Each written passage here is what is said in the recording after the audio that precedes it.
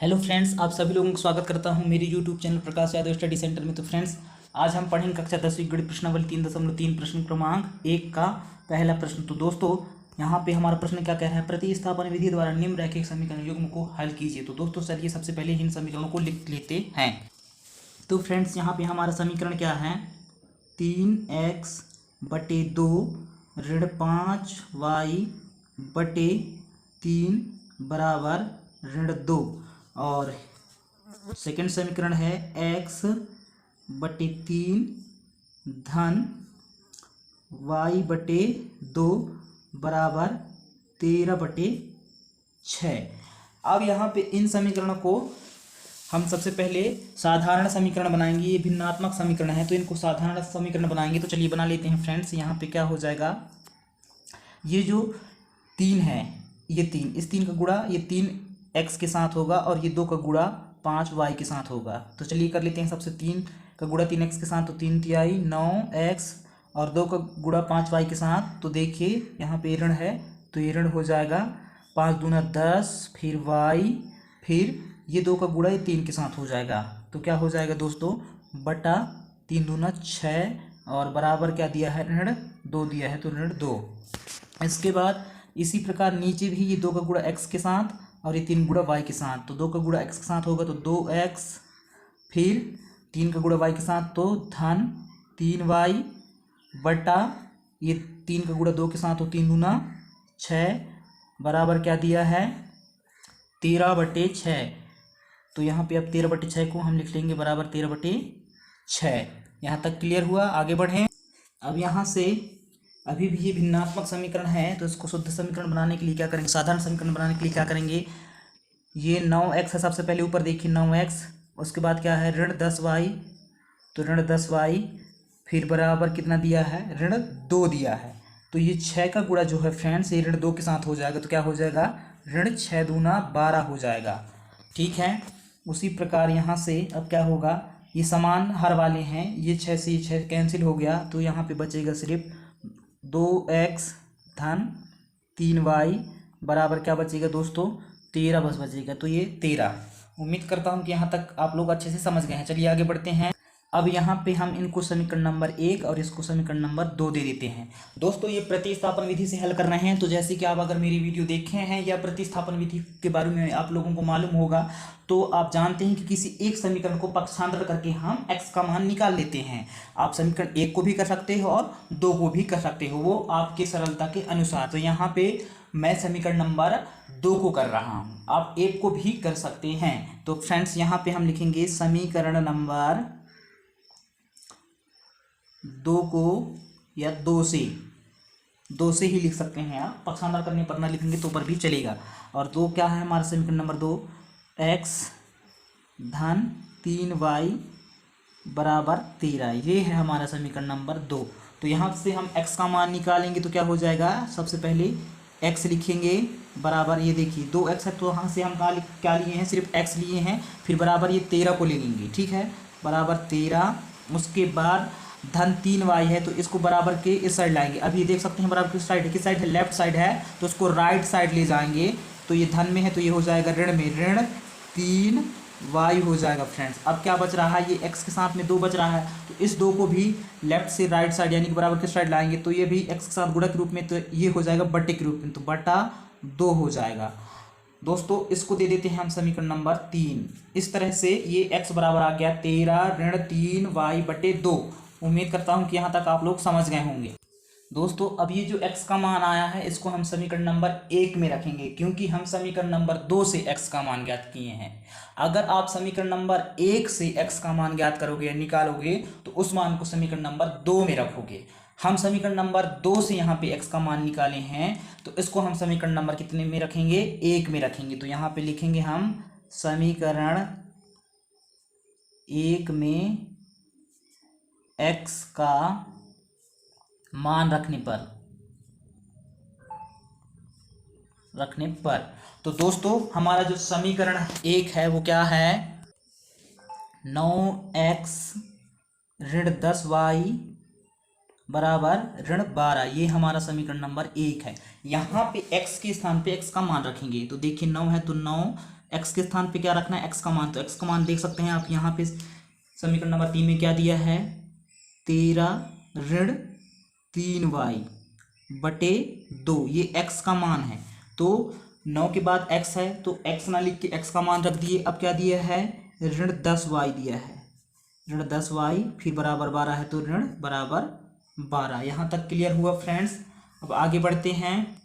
तो फ्रेंड्स यहाँ से 9 का गुणा 13 के साथ और ऋण 3y के साथ हो जाए, क्योंकि कोष्टक है, कोष्टक का मतलब होता है गुणा। तो चलिए कर लेते हैं।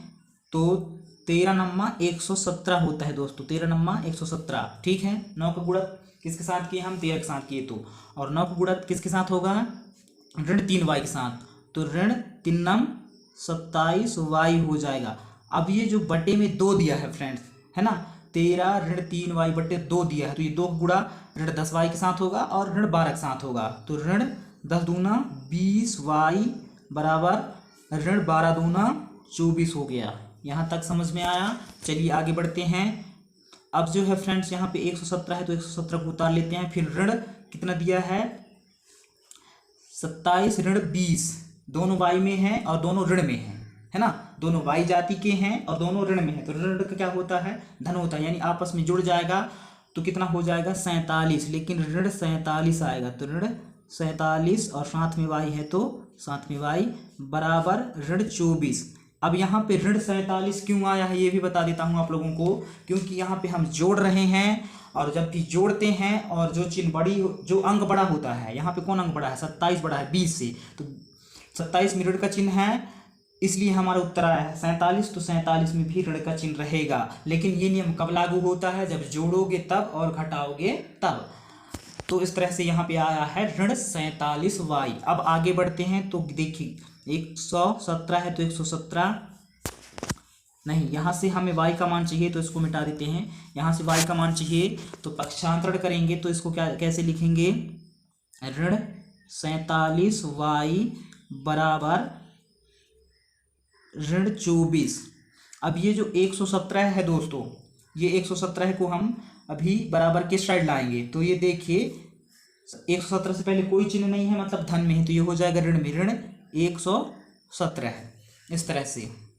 अब हमें y का मान चाहिए तो यहाँ से सिर्फ क्या लिखेंगे, y बस को, तो y फिर बराबर क्या हो जाएगा, यहाँ पे ऋण 24 और ऋण 117 है, तो ये दोनों क्या हो जाएंगे, जुड़ जाएंगे। जैसे कि मैं पहले ही बताया था, ऋण ऋण का धन होता है तो आपस में जुड़ जाएगा। तो 117 धन क्या हो जाएगा, 24 हो जाएगा। तो जोड़ते हैं, 7 4 11 की 1 हासिलाई 1 1 1 2 और 2 2 कितना हो जाएगा, 4, एक जन कितने हैं उतार लेते हैं। यहाँ पे देख सकते हैं 117 में ऋण का चिन्ह है और 24 से बड़ी है, तो हमारा उत्तर आया है 141।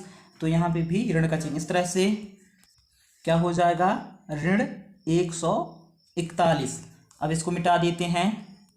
अब यहाँ से जो ये ऋण 47 है, ये y के साथ में गुणक रूप में था, है ना, तो इसको बराबर किस साइड ला रहे हैं, तो ये बटे के रूप में अर्थात भाग के रूप में हो जाएगा। तो बटे ऋण 47 हो गया, ये 47 आया है, उठिए, ठीक है। ये ऋण से ये ऋण कैंसिल हो गया। अब यहाँ से दोस्तों y का मान निकालते हैं। चलिए, तो इसको क्या करेंगे फ्रेंड्स, यहाँ से काट देंगे। तो 47 एकम 47 और 47 तिया 141 होता है दोस्तों। चलिए आपको मैं गुणा करके दिखा देता हूँ। 47 का गुणा हम 3 बार करेंगे, या 47 का पहाड़ा हम 3 बार पढ़ेंगे तो 141 आएगा। देखिए 3 7 21 की 1 हासिलाई 2 और 3 चौको 12 13 14, है ना। यहाँ से लाइक जोड़ेंगे तो कितना हो गया, 14। इस तरह से 47 का 2 या 3 बार पढ़ेंगे तो कितना आएगा, 141। इस तरह से हम 47 एकम 47 47 तिया 3 बार पढ़े, इसलिए यहाँ पे 3 लिख दिए। कितना, 141 कट गया। उम्मीद कर रहा हूँ कि आप लोग यहाँ भी समझ गए हैं।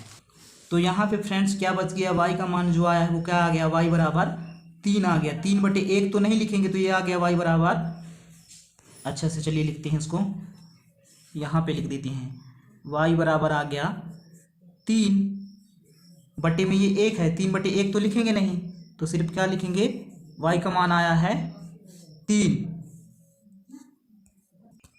अब दोस्तों y की इस मान को हम समीकरण नंबर 3 में रखेंगे। तो हमारा जो समीकरण 3 है वो क्या है दोस्तों, x बराबर 13, ये 13 है, 13 को चलिए अच्छे से बना लेते हैं। 13 ऋण 3 y बटे 2, ये है हमारा समीकरण नंबर 3। तो इसमें रखेंगे हम y के मान को, तो चलिए रख लेते हैं।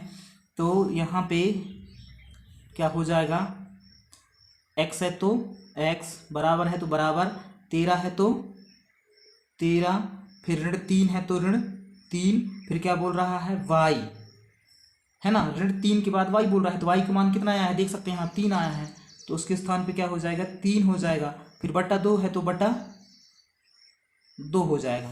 उम्मीद करता हूँ कि यहाँ तक आप लोग समझ गए हैं।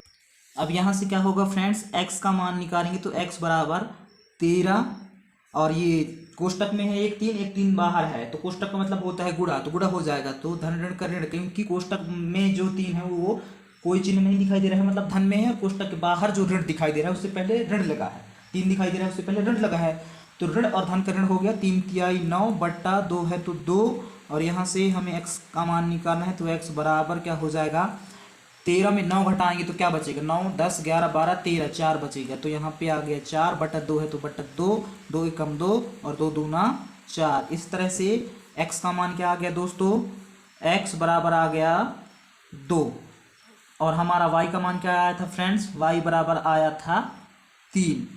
उम्मीद कर रहा हूं दोस्तों कि आप लोग यह सवाल अच्छा से अब हल कर लेंगे। थैंक यू सो मच पूरा वीडियो देखने के लिए। आपका दिन शुभ रहे, आप स्वस्थ रहें, मस्त रहें। अगर आप चैनल पे नए हो तो प्लीज़ चैनल को सब्सक्राइब कीजिए, वीडियो को लाइक करिए और एक कमेंट्स करके ज़रूर बताइए कि आप लोगों को वीडियो कैसी लगी है।